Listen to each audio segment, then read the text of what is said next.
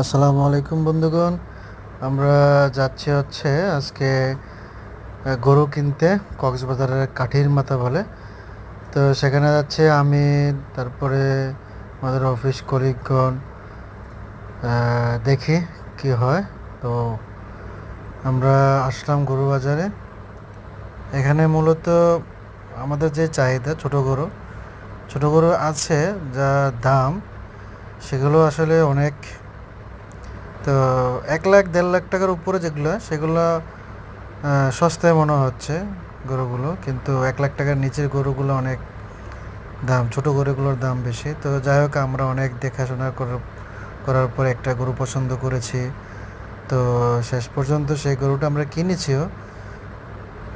তো এখন আমরা গরু কিনে যে বাজারে সবচেয়ে বড় গরুটাকে দেখার জন্য যাচ্ছি।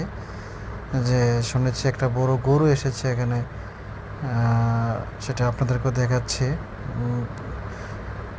তো এখানেও কিছু বড় বড় গরু আছে।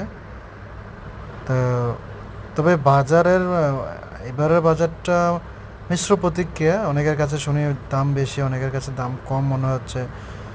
তো আমার কাছে মনে হলো দাম একটু বেশিই গেছে। তবে যে গরুটা আপনাদেরকে দেখানোর কথা ছিল, এই যে